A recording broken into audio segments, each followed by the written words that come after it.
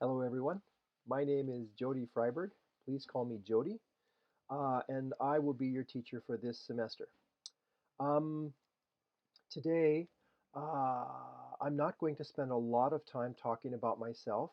I've already included a brief self introduction on Google Classroom for everyone to read. So if you're interested in learning more about me, you'll find a brief introduction there on Google Classroom that explains a little bit about me and where I'm from and my hobbies and things like this. Today, in this short presentation, I'm going to be talking mostly about uh, our text and also about Google Classroom. Um, this video is for classes E-2 and E-15. So when you open up your browser tomorrow and you log into Google Classroom and you watch this video, you'll know that this is a brief presentation for your classes only. Your, both classes are using the same text, which is great. Uh, and The materials that we'll be using, either created by me or already in the text, will be used by both classes, uh, which is very good for me, but I hope also very good for you guys too, as you share and collaborate with each other over the course of our semester together. Forgive me if I'm talking a little fast. I'll try to keep it slow to start. I know many of you have not been studying English probably for a while, so I'll try to keep it slow and manageable. Okay, so first we're going to begin with our text. And this is our book here, and it's World English 3, third edition. Um, I mentioned this book in the syllabus that I also included on the Google Classroom site. You'll notice my syllabus embedded there in PDF format. You'll want to read that carefully. I have my contact information there, my email address, and some useful information, including ISBN number for the text and things like that there. Please read that syllabus carefully, either today or at the very latest by Thursday, please. So this is our book, and this book, this is a really good book. Um, I think it is appropriate for everyone's level. At least I hope so. Um, and it has many useful features. Um, for example, in the front of the book, you'll notice that there's an address here, uh, and below that a code. So you guys will want to scratch that or remove that and log into this website address. And if you do that and enter this code, it will give you access to useful features included with the text. I think including sound files. There's a lot of audio in this book, and the audio that you need for that you should find on this website. And you should be able to access that after you enter the code included in your text. There may also be access to videos in that on that page. So you'll want to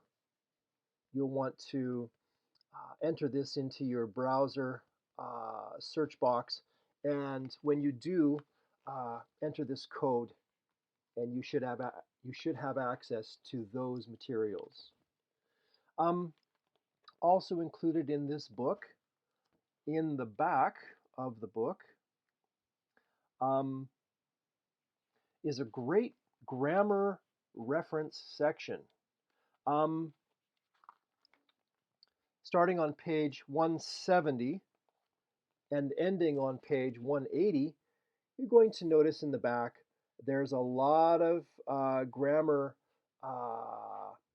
information here, explanations, examples, and also activities. Um, I have some grammar activities I will be giving you. I don't know if I will give this to you as homework or not, possibly, but at least it is something that we can use to help us remember the grammar that we learned when we were in high school or when we were in junior high, I hope.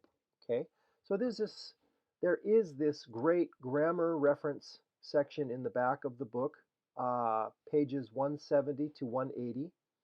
You're going to notice that information in the PowerPoint that I'm going to include with this video when I'm finished.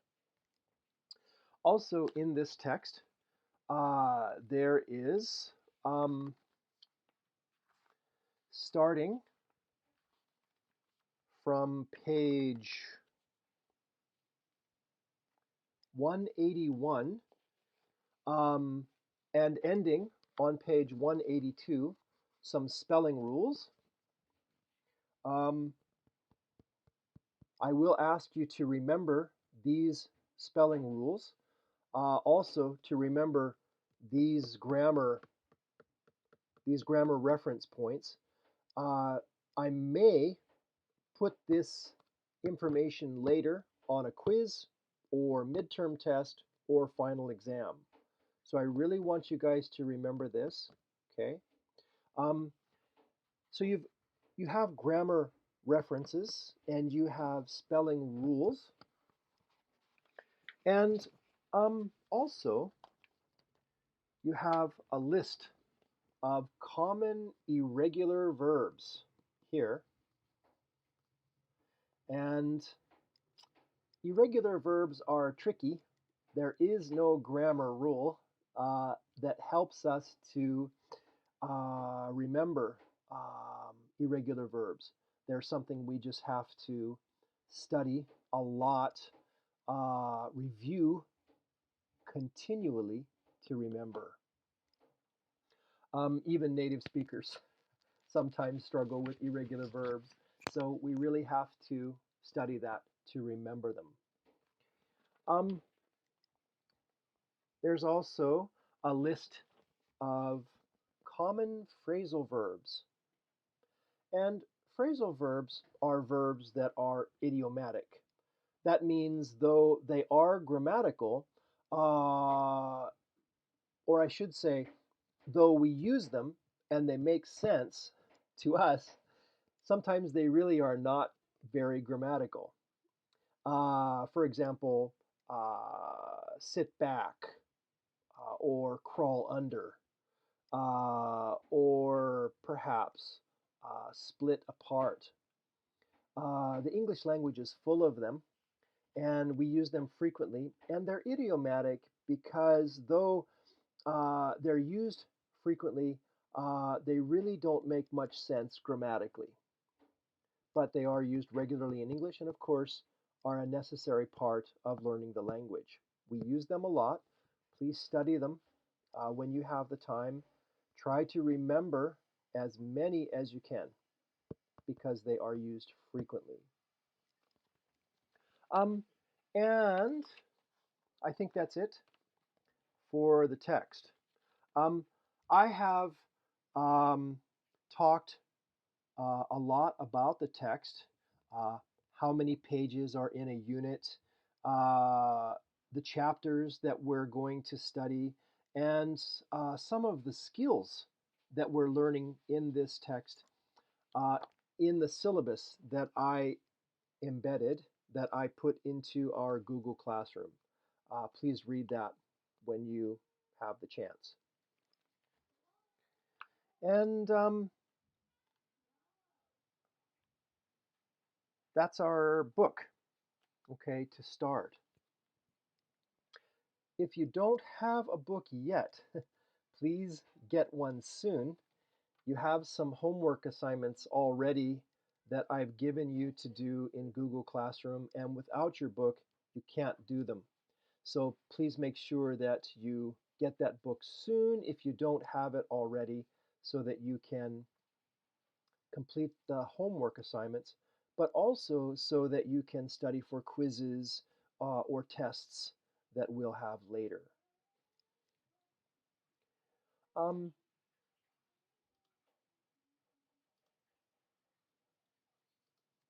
okay, so let's talk a little bit about um, Google Classroom. So you're going to notice this in the PowerPoint uh, that I'm going to include in our Google Classroom later, along with this video. Um, Forgive me, I'm trying to keep my PowerPoint and my video in the same screen. I might block my image. I hope not at some point while I'm moving things around. Please forgive me for that. Um, so the first thing I'm going to talk just very little about in Google Classroom is the streaming function. So if you've opened Google Classroom already, you notice that at the beginning of the class, or the first thing you see when you open Google Classroom, is a page with our class at the top, and uh, the words above the image that's displayed, streaming. And streaming kind of works like a social networking site. Um, in that we can chat on Google Streaming. We can ask questions, get answers, make comments.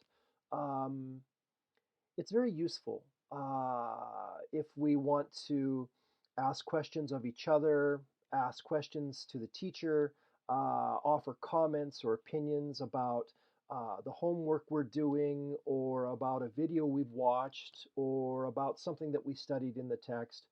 Um, it's basically a social networking site that we can use to chat together about what we're learning, um, thinking, uh, etc. Um, I ask that when we're using streaming, that everyone be very polite and courteous, please. Don't start sending uh, hate mail to each other. If there's somebody you've met in the class online, for example, that you dislike and you want to say something nasty or evil to them, please do not do that in our Google Classroom streaming site section.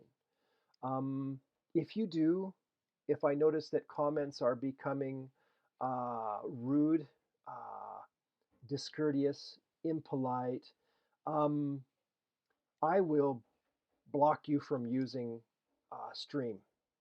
And I can do that as an administrator in the functions I have available to me in that. So please, when we're using that, if we do, let's be polite and courteous towards each other. Remembering also that we are all in university, and that university students are set apart from high school students and junior high school students in that they're more mature and should be acting more like adults now than they did when they were in high school or junior high. So let's try to keep uh, our streaming room uh, polite, uh, courteous. Um, and let's keep our chats, if we're using streaming, uh, let's keep our chats centered around what's happening in our class. Of course, we can talk about the laundry or shopping or our plans for the weekend, but it's not very connected to our class. So let's try to keep the streaming segment of Google Classroom uh, let's try to keep that centered around what's happening in our class. Um, yeah, so that's the streaming section uh, of Google Classroom, and I've already I have already posted some things there. If you would like to comment, great. Any questions about the syllabus, please ask me. And you can use streaming for that, or you can send me an email. And my email address is in the syllabus that I put on the streaming page, okay, for both classes, E2 and E15. Okay. Okay.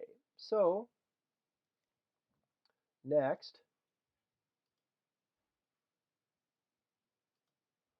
um, I'm going to talk a little bit about the next page in streaming. If you've looked at streaming, you've noticed that next, or I'm sorry, if you've looked at Google Classroom, you've noticed that next to streaming, there's another function called Classroom. And in the Classroom part of or it's called Jugyo. There, I believe if you're looking at that in Japanese, it should say Jugyo there. In English, classroom. And this is a really important page in the Google Classroom site. Um, I really want you guys to check that regularly and check it carefully. Um, I'm posting all of your homework assignments there. So if I ask you to do any reading or writing to answer any questions, I'm going to create something and post it there. Um, if it's homework, 100%, I will be posting it in that section of Google Classroom.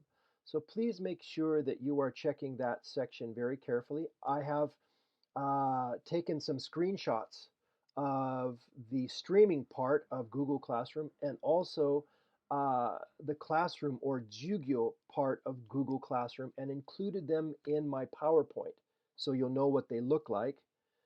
If you've looked at Google Classroom already, you know what it looks like. If you have not, please do that today and familiarize familiarize yourself with that part of the classroom page. You're going to notice in the classroom page homework and um, what I've included in the classroom page, uh, whether it's a question that I'm giving you or a homework assignment, or if it is something else, you're going to notice there's an icon. It might look like a question mark, or it might look like a document. Um, Pay special attention to that. You'll know, looking at the icon, whether what I've submitted there is a question or a homework assignment. And also, if you look very carefully at it, if it's homework, you will see the word participation there. And what that means is that assignment, if it's homework or a question I want you to answer, is part of your grade. It's part of your participation grade. And let's remember that participation is 40% of your grade. So if you get into a habit of not doing homework, if you get into a habit of not checking uh, the classroom page carefully um, and answering questions, if you're not doing the homework, this will greatly impact your grade. So please make sure that you are checking that classroom page carefully always. You'll notice also if it says, homework, or if it says question, if it is a homework assignment or a reading assignment, something like this, you'll notice a deadline. For example, the homework I just gave you, I believe today, is due by the 18th. I have another homework assignment there. It's a grammar assignment, and I think that is due the 22nd. Yeah, I think the 22nd. So make sure that you're checking those deadlines in the Google Classroom so you know when a homework assignment is due, that you're doing that and that you are submitting that to me in a timely manner. I don't want late homework. If there's an issue, and I mentioned this in my syllabus, if there's an issue connected to bad internet connection, or your service plan is empty or something like this, I understand. Everybody is having problems now. But you are accountable for those assignments. If you miss something, you must make it up. You have 1 week to make it up. If you miss an assignment for some reason and you go past the deadline, depending on the circumstances, I will give you 1 week to make it up. That's what we have: 2 classes a week, every Monday and Thursday. If you miss a deadline, for example, on Monday, you have until Thursday to turn that in to me. If I don't have it by then, I won't grade it. I'll give you a 0 for that assignment. And also, you need to have a good reason. I slept in. I lost my work. I lost my book and could not do the homework. No, I will not accept these as legitimate reasons for missing homework assignments. So please, let's be careful about that and really try to get the work done on time. Okay, so homework, questions, deadline, classroom page. Very important stuff. Please remember that and review it. Okay. And yes, next. Sorry, I know this video is a little bit long today. I would like to have a face-to-face meeting with you. And of course, if we're using Google Classroom, there is the Google Meet function. I'm not going to use Google Meet. Okay, I'm sorry. There are some functions I want that Google Meet does not have. Some functions I want to use that Google Meet does not have. So we are going to use Zoom. Zoom is free, and if we log in to Zoom using our Nihon University account, we can use unlimited, we have unlimited Zoom access, I'm told. So I really want to use Zoom for that. In the PowerPoint that I am including with this video in Google Classroom, you will see on the last page of the PowerPoint a link. If you copy and paste that link into your browser, you will be directed to the Zoom homepage where you can then download Zoom for use. Even if we do not have an account, we can use Zoom free up to 40 minutes. Our Zoom sessions will not last 40 minutes. If we have a video conference session together, the Zoom session will be short, probably 15 minutes, 20 minutes. But I want to connect with everyone at least once a week to make sure everyone's doing okay. So I know that you're real and you know I'm real.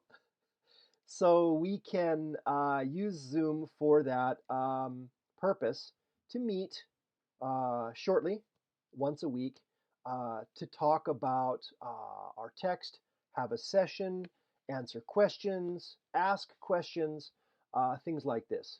You can talk to Jody online using Zoom. So, Zoom features that I really like include, well, first, it's free.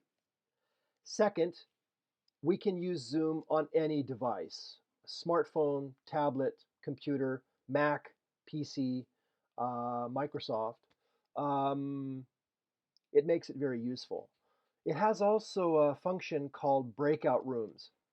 And using the breakout rooms function, which Google Meet does not have, we can separate into groups and have discussion with our classmates in that breakout rooms function. We can also share our screens. There's a function in there's a function in Zoom called share screen that allows us to um,